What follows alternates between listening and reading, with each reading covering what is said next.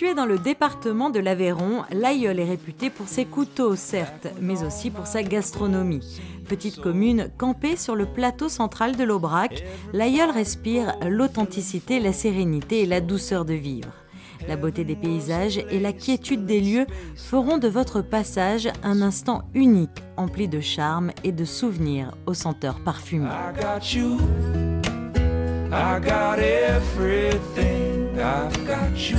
Aujourd'hui, on sait faire beaucoup de choses qui sont liées à notre histoire, du village tout simplement. Le couteau, bien sûr, une des emblèmes puisqu'il porte le nom, mais aussi le fromage, puisqu'il porte le nom aussi, avec un signe officiel de qualité, un AOP. Le fromage est accompagné par l'aligot, un plat vraiment particulier et emblématique de l'Ailleul et de l'Aubrac. Ensuite, toute la restauration qui est autour, parce que le savoir-faire est énorme, mais aussi la viande, qui est représentée par notre race historique, cette race qui colonise tout le plateau de l'Aubrac et où le savoir-faire des éleveurs, grâce à la pâture de l'herbe, tout simplement, des choses simples, permet aujourd'hui d'assurer une viande de très très bonne qualité.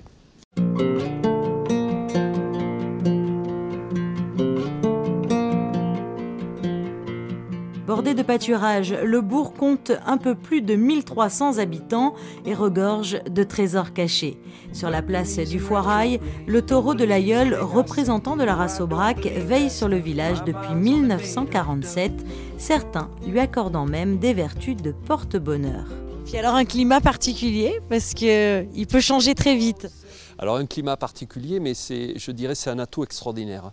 C'est qu'aujourd'hui, nous sur notre territoire, grâce à l'altitude qu'il y a, entre 900 et 1000 et jusqu'à 1200 le plateau, on connaît et on sait ce que ça veut dire les 4 saisons. Donc tout l'intérêt de venir plusieurs fois dans l'année à l'Ailleul et sur le territoire de l'Aubrac.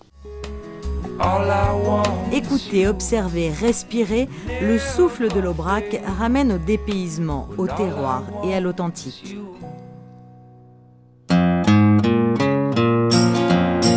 Située à quelques kilomètres du village, cette manufacture des célèbres couteaux de l'Ailleul marque le retour du savoir-faire artisanal. Lieu historique de sa fabrication, la forge de l'Ailleul doit son design à Philippe Starck. La philosophie de l'entreprise, allier tradition et création.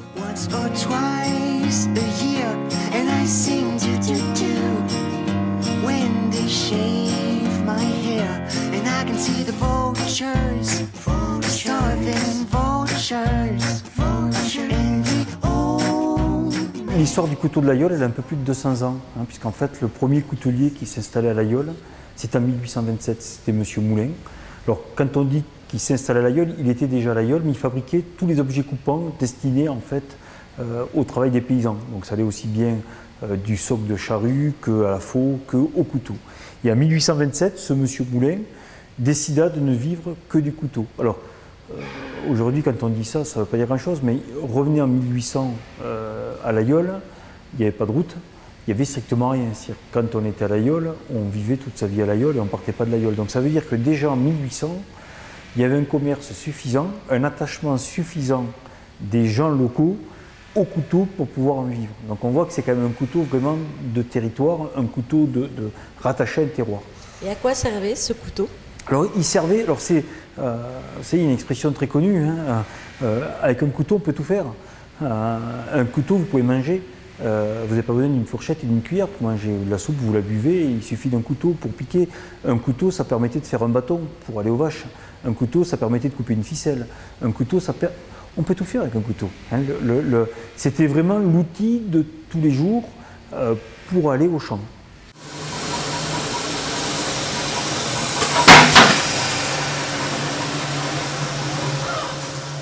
En 2007, l'entreprise est en dépôt de bilan et c'est à ce moment-là que Thierry Moisset, petit-fils de l'Ailleulé, se lance dans l'aventure du couteau sur mesure en reprenant l'entreprise avec un pari fou, remplacer les machines par des hommes. Alors, depuis 2007, on a totalement démécanisé. C'est-à-dire qu'on est parti à l'encontre du marché. C'est-à-dire quand on nous dit il faut mécaniser pour faire moins cher, non. Nous, on ne mécanise pas pour faire moins cher, on ne démécanise pas pour démécaniser, on démécanise pour mieux faire. C'est-à-dire qu'on démécanise pour 3 raisons essentielles. La première, c'est redonner un métier aux gens, puisqu'en fait, au plus on mécanise, au plus on perd le métier. Donc on a démécanisé pour donner un métier, on a démécanisé pour responsabiliser les gens, parce que quand vous mécanisez, d'ailleurs, souvent vous entendez « c'est pas moi, c'est la machine ». Non, là on ne peut pas dire « c'est pas moi, c'est la machine c'est toi ». Donc si vous voulez, ça a permis de responsabiliser. Et la troisième chose, c'est qu'on a un produit qui est vraiment de qualité, puisqu'il y a un contact entre la personne qui fait et le produit, et il y a cette responsabilisation autour du produit. L'objectif aussi, montrer au monde entier qu'en France, on pouvait encore avoir des industries totalement manufacturières avec un savoir-faire indéniable. Aujourd'hui, les couteaux de la Forge de l'Ailleul sont célèbres à travers le globe et les plus grands chefs se les arrachent et les invitent à leur table. Des grands architectes et designers tels que Philippe Starck, Sonia Rykiel ou encore André Putman interprètent le couteau. Cet outil d'hier devient un symbole d'art de vivre traditionnel et contemporain. Réalisé par les mains les plus agiles, le couteau est sculpté à l'ancienne par des hommes aux doigts d'or. Virgilio Munoz Caballero est l'un d'entre eux. Il est meilleur ouvrier de France. C'est justement un exemple par sa modestie, malgré un savoir-faire exceptionnel, puisque c'est quand même quelqu'un qui est MOF depuis 1986, qui est MOF en coutellerie d'art. C'est-à-dire meilleur ouvrier de France en coutellerie d'art. C'est une catégorie qui est tellement compliquée à obtenir qu'aujourd'hui elle n'existe même plus. C'est-à-dire que c'est un savoir-faire admirable, et c'est là où je vous disais, on n'a pas de star, on a vraiment des gens qui ont un métier et une fierté de l'avoir, parce que c'est quelqu'un qui est très humble. C'est-à-dire quand vous discutez avec, il est non seulement humble, mais par contre il sait super bien faire. Et il a une qualité qui est fabuleuse, c'est qu'en plus il a plaisir à transmettre son savoir. C'est pas quelqu'un qui se ferme dans son coin. Les autres monteurs, quand ils ne savent pas, mais ils viennent lui demander. Et c'est Virgilio qui leur explique. Donc aujourd'hui, nous, le métier, on ne l'a pas. Moi, le métier, je ne l'ai pas. Je ne sais pas faire. C'est lui qui sait faire. Et quand même moi, aujourd'hui, quand on est sur de la création de produits, on s'appuie sur des gens comme Virgilio, comme sur Stéphane, etc., où on vient avec eux développer cette création de produit, parce que c'est eux qui savent faire. Chacun son métier. Il est célèbre dans le monde entier. Ah, il est vraiment célèbre. En Allemagne, il l'appelle le Kaiser, le maître. Et aujourd'hui, on vend beaucoup de ses couteaux en Allemagne, parce que c'est quelqu'un qui est connu, reconnu et aimé. Puisque 2 fois par an, en fait, on va à Munich, on va à Stuttgart, où il fait de la démonstration de montage, et les gens l'attendent et les gens achètent ses couteaux. Alors on vous surnomme le maestro, l'homme qui a des doigts en or. Depuis quand vous êtes amoureux de ce métier ? La coutellerie, je la fais pratiquement depuis que j'ai commencé à travailler, depuis les années 70, et depuis le temps, je n'ai pas arrêté là. Je vais arrêter dans 2 ou 3 ans pour la retraite. Et alors quel est le secret ? Le secret, c'est d'en faire le maximum et essayer de s'améliorer de jour en jour. Et on en apprend tous les jours, on fait quelque chose qu'on n'avait jamais fait, ou on s'étonne. Mais il faut avoir un petit côté artistique quand même. Il faut quand même avoir un coup de main, quoi. Faut savoir faire de la gravure, de la sculpture, associer la coutellerie, le polissage. Il faut que tout soit associé pour faire un couteau fini. Rien qu'avec les mains, que personne ne le touche. Puis il faut avoir beaucoup d'imagination, parce que par exemple, on peut vous envoyer une photo d'une locomotive et vous devez faire un couteau avec ça. Voilà, oui, on peut faire. C'est le client souvent qui choisit. Et, on peut lui faire des propositions de faire plus simple ou le faire autrement. Mais en général, quand il envoie les photos, c'est que c'est bon. Et le moins que l'on puisse dire, c'est que Virgilio Caballero connaît son métier et aime transmettre son savoir. Considéré comme le maître du couteau au-delà des frontières, les employés de la manufacture n'hésitent pas à lui demander conseil. Et si Virgilio est un exemple pour tous, les femmes et les hommes qui travaillent au sein de la fabrique ne déméritent pas.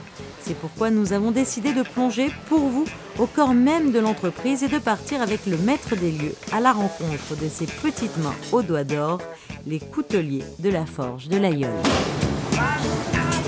Il s'agit de la première étape du couteau. Qu'est-ce que c'est? Alors ici, en fait, on vient forger ce qu'on appelle nous les mitres. Hein, c'est l'extrémité du manche qui vient protéger le couteau dans sa vie quotidienne. Et même les mitres chez nous sont forgés. Hein, c'est-à-dire qu'on a ce souci permanent de qualité, on a ce souci permanent en fait d'avoir un produit qui répond aux exigences. Donc ici on va chauffer une barre en inox.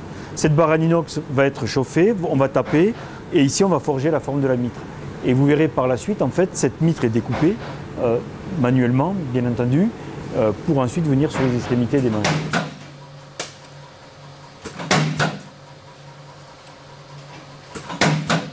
Qu'est-ce que vous êtes en train de faire? Je suis en train de détourer les mitres. Une pièce qui va au bout des platines pour solidifier le couteau. Alors tout est fait manuellement, c'est un travail délicat. C'est-à-dire qu'il faut surveiller qu'il n'y ait pas trop de bavure pour que ça plaque bien à la mitre, qu'il n'y ait pas du jour. Et on va regarder.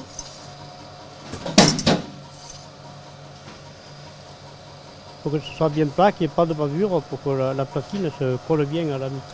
Et c'est important de perpétuer la tradition? Ah oui, très important. Ne serait-ce que pour nos ancêtres qui ont créé le couteau et pour perpétuer la tradition. Un couteau d'aïeul est très important. J'ai eu l'honneur de recevoir le couteau de mon père qui est décédé maintenant. Et je le garde précieusement à la maison.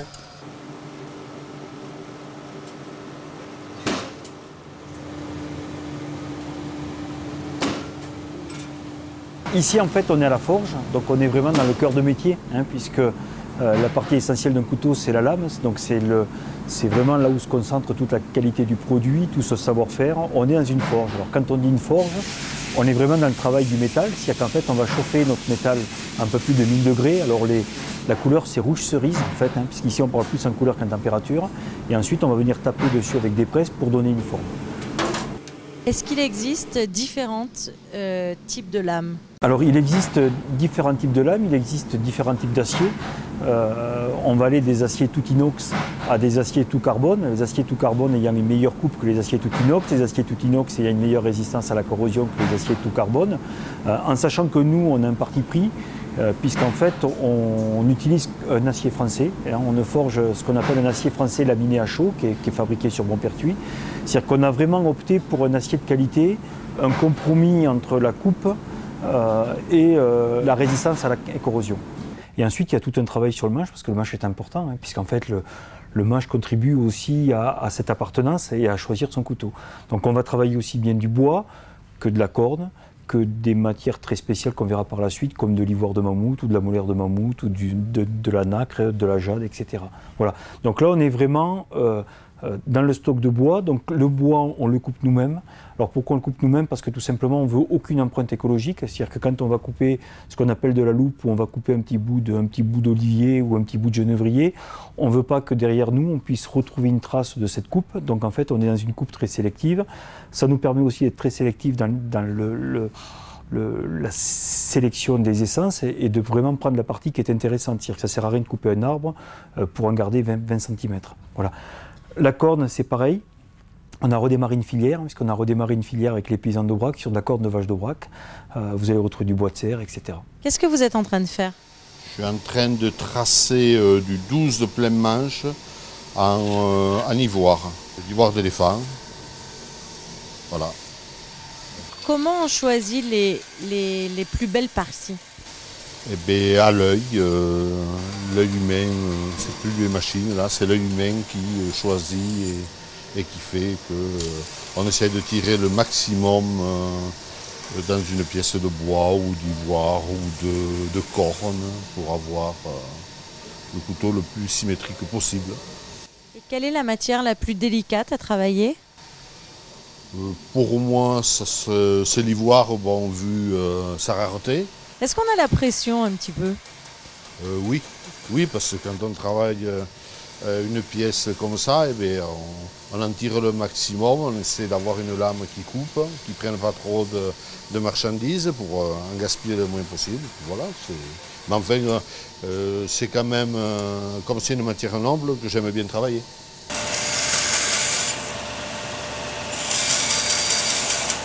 Est-ce qu'on a le droit de travailler les défenses d'éléphants? Alors en fait, on va retrouver 4 types d'animaux dans le monde. Donc les animaux qui n'ont pas de chance, les lapins. C'est-à-dire qu'en fait, on peut les tuer quand on veut, comme on veut. Ils ne sont pas protégés. Ensuite, il y a des animaux en fait qui sont protégés, mais que l'on peut utiliser. C'est ce qu'on appelle les animaux protégés, les animaux au bois d'ailleurs, protégés par un CITES.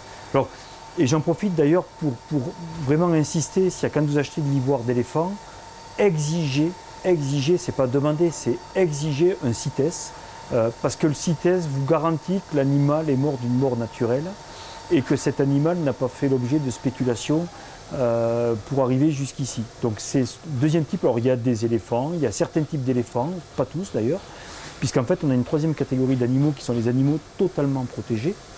Et on va retrouver, exemple, les éléphants d'Asie sont plutôt dans cette catégorie-là, le tigre de Bengale, etc. C'est-à-dire que, quelle que soit sa mort, quelle que soit de la façon dont il est mort, on n'a pas le droit de l'utiliser.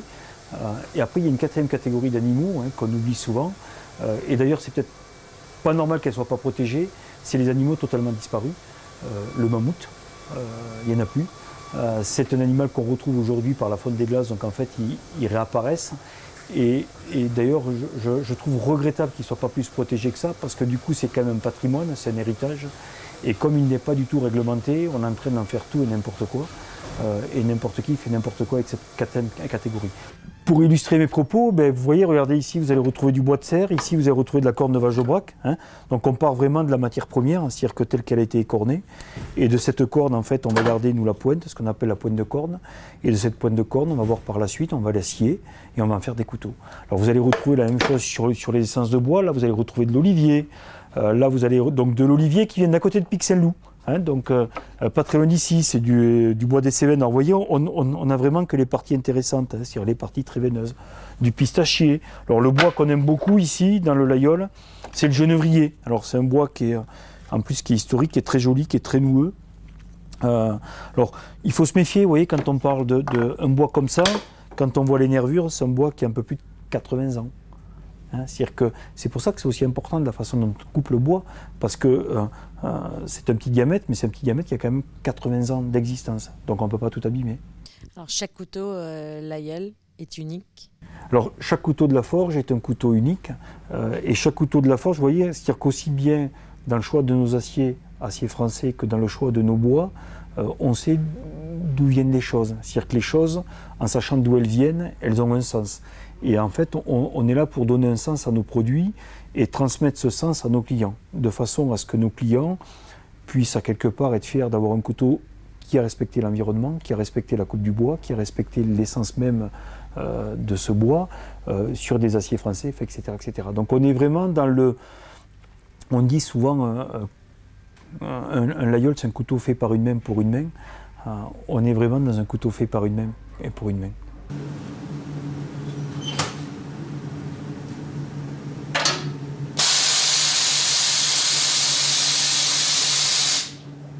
Vous avez récupéré la fabrique en 2007 et dès lors, vous avez instauré des visites pour le public. Pourquoi ce choix?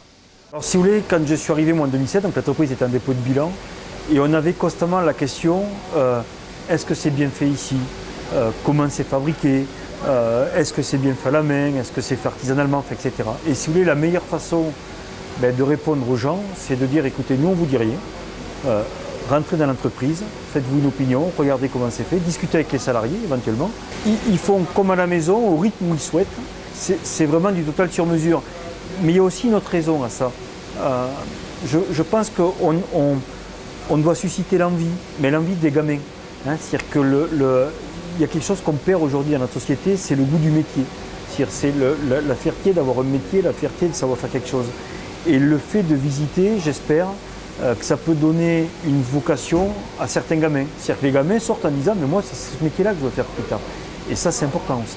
C'est magnifique parce que quand on nous explique la fabrication de ces couteaux avec toutes les différentes étapes de sa fabrication, on se rend absolument pas compte que c'est si compliqué et que c'est fait d'une manière finalement totalement artisanale. En plus, ce sont de très très beaux objets, enfin, c'est notre sentiment. Et là, on a racheté des couteaux pour nos enfants parce que voilà, on trouvait que c'était vraiment sympa. Vous êtes en train de sculpter une abeille.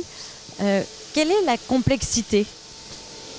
La complexité, c'est essayer de faire les abeilles à peu près symétriques et aussi de faire des abeilles différentes à chaque couteau différent, de faire des guillochages différents et des abeilles différentes. Voilà. Alors l'imagination de trouver des modèles différents. Alors chaque couteau est unique, donc chaque abeille est unique également? Et oui, parce que comme tout est fait à la main, aucune abeille ne peut être les mêmes. Elles sont toutes différentes puisque c'est en fait à la main. Et alors quand on commence à faire une abeille, on commence par quoi? Par la tête, les ailes? Moi je commence par la tête, après chacun a sa façon de travailler. Moi je commence par la tête, après le corps, les ailes en dernier. Et après j'habille un peu, je fais quelques les poils par là, je fignole les ailes à la fin. La première abeille en fait date de 1909. C'est une commande d'un coutelier en 1909. La commande d'ailleurs date de fin 1908 et a été livrée en 1909 pour avoir une abeille comme un décor. Mais si vous voulez, ça aurait pu être une truite, ça aurait pu être un ours. C'est une abeille. Les Layolais ont inventé une légende, parce qu'on aime bien les légendes pour expliquer les histoires. Donc les Layolais sont battus fièrement au combat auprès de Napoléon, et Napoléon, pour les remercier, leur a remis l'insigne impériale qui était l'abeille.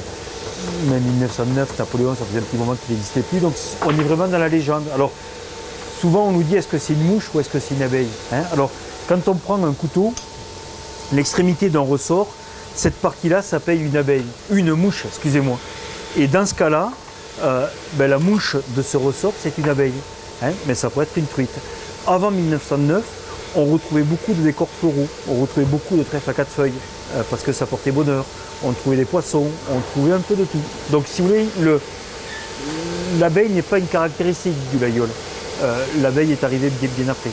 Donc c'est une légende également, quand les gens imaginent que l'on reconnaît un vrai couteau provenant de l'aïeul par l'abeille. Alors c'est totalement faux pour plusieurs raisons. Déjà historiquement, vous pouvez avoir un layol des années 1800-1870 où il n'y a pas d'abeilles.